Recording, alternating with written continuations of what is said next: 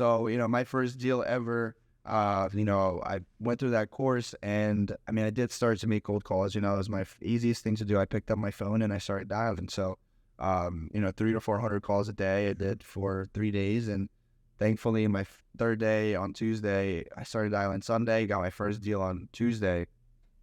Found a seller. He was a distressed seller. He had over 20 properties, but he wanted to sell that exact one because he was working on another property. He needed the funds from that house to use for the other one.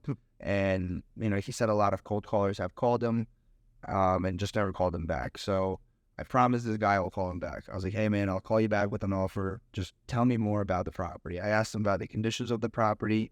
I asked him how soon he's looking to sell. He told me that, hey, he needs some work. He needs a kitchen. I started doing some work to it, but I stopped halfway through. So after that, I went back to my computer. I looked up the property address, and I was like, okay, this estimate is about whatever, 90 to 100,000. You never really want to trust this estimate, but it's an easy way of figuring out if you're far off or you're really close and get you in the ballpark. Yeah, exactly. So I saw that, and I was like, okay, he's looking for 45,000. There's definitely money to be made, but I also just heard the distress. I heard the distress in his voice, and I was like, this has to be a deal regardless. Yeah. So that is the number one thing, is maybe the number might not make sense, but if the person is distressed, it'll make it make sense. Sure. So now let me just pause real quick. You did this in 3 days. Yes. Started calling on a Sunday, and you found someone who wanted to sign a contract and sell you a house on a Tuesday. Yeah, and I really believed in it really like wholeheartedly, and I started writing on a piece of paper every day with, where the law of attraction comes in. I would write, I will get my first deal today, or I got my first deal today, I will get my first deal today, I will get my first deal today. And I kept writing it down probably like 30 times down the line. Yeah. And I would do it front and back, and I would do it on multiple pieces of papers, and I would be like, hey, I'm going to make $10,000 on a deal. I will make $10,000 on a deal because it's possible. Hell yeah. And I believed in it, and boom. 3 days later. Yeah, it was like, holy smokes, like this actually works. Like, this stuff is real. Like, this is not a joke. Like, what else can I do with this? So tell me what you did with the seller after he said yes, and after you got the information. What was your next step? I offered him 40 grand, right? But I still wanted to negotiate with him. I was like, this might be a deal, this might not be a deal. Sure. So I offered him 40 grand. He said, no, I need 45. I went up to 42, then 43, then ended up at 44. He ended up agreeing to 44. So I was like, you know what? Let's do 44. I had an agreement from the course that, I bought, and I sent that out. I filled it out. I didn't know how to fill it out, but anybody can fill it out, right? And agreements could be found online. At this point, you could have AI write it up. You could have, there's so many free ones online that you could find. Doesn't have to be 12 pages, a page and a half that says the seller's name, your name, that you can assign. It says your name and or assigns. That's very important to have. I wrote it up for him on DocuSign, sent it over to him. He signed it, and, it was time to find my buyer. So I went on Craigslist, posted on there, Facebook. At the time, it was 2020. Craigslist was still kind of active. Gotcha. Found this older guy. He knew the neighborhood. How long did it take you to find this guy? About another day. So Wednesday, I got under contract. I found him on Thursday. He went out to see on Friday with his partner.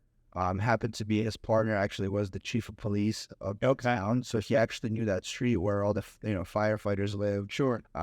Other people from Pittsburgh looked at it and they kind of overlooked it, but he really liked it. So sure. I ended up marketing it for $62,000. So I tried to make $16,000 on it. Right? Did I just do my math right? You said 44 to 62. That's 18. 18,000. Yeah, 18,000. Yeah, that's 18. Yeah. So I tried to make that. She negotiated me down to like 57. I said, you know what? Yes, I'll do 57. That's 13 grand.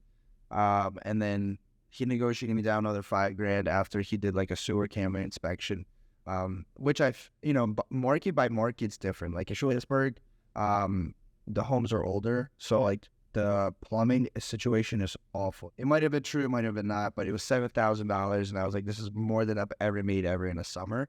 At the time, I was going into my senior year of college, so I was like, I'll take it. I assigned it. I also did it for my course. You can find an assignment agreement. That's what it's called. Basically is when you assign the rights to your contract with the seller to the buyer completely. So now the buyer is responsible for all the rights in your purchase contract with the seller. So he's responsible for the earnest money deposit, which, sometimes you don't have to put down right away because you don't have to start the title work right away. Sure. And then you take both of those contracts and you send it over to a title company. You can find any local title company, call them up and be like, hey, have you guys ever done a wholesale deal? And they'll most likely say yes. So you send it over to them and they know how it works out to them. So you take a check from the seller and you take that check with your contract and you give it to the title company. From the buyer, you mean? From the check. From the buyer. Yeah, so I actually have the buyer send the money directly to the title company, or they bring in a check to them. But no one ever. You don't collect the money. No one ever holds the money. The seller never holds the money. It all goes into an escrow account. Okay. And that's what you can also tell the seller, because they'll be like, well, where's my money? Well, you can tell them, hey, we're not touching it. It's going to be an escrow account with the title company. And that gives it legitimacy. There's that. Okay, there's a title company. This entity's holding my money. I believe you in all. Exactly. And another thing, a lot of people are scared that, what happens if I can't back out of this deal? Well, what happens if I can't find a buyer? Well, you have an inspection period. So I think I had like a 14-day inspection period to find a buyer. And that's solely just to, like I said, for inspections to see if the repairs are made, what kind of repairs I have to do. And, you could back out of the deal, honestly, at any time. No one's forcing you to buy the house. You don't have to buy the house. Yes, no one's going to sue you for it. So a lot of people are scared of that. But anyway, so I found a buyer, got the proof of concept. There was a lot of title issues that had to, that I went through, judgments, a few liens, and that took about 3 months to close. So this was May, didn't close on until August. So I got paid in August right before I went back to school, which was beautiful.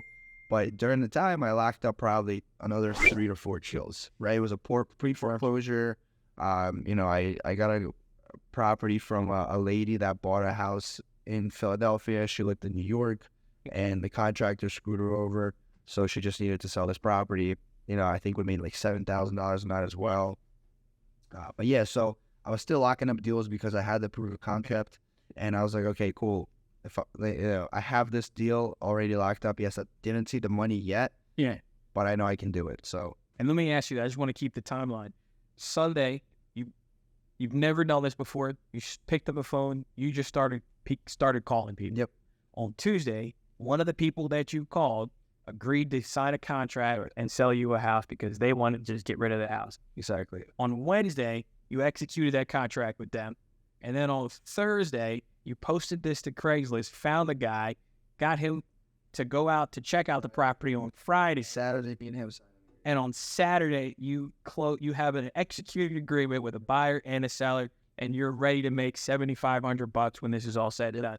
I actually had my buddy on Thursday go out there that lived there for the summer from school. And I was like, hey, can you go out there and take some pictures? I paid him $50. And, it was an easy. He put a lockbox on the property. Yeah, sure. That's awesome, man. So it took a week. There you go. I hope you found that helpful. If you did, please be sure to share it and like it. And if you want to hear the full conversation that we talked about, go ahead, head to the YouTube channel and check it out. The link is in the bio.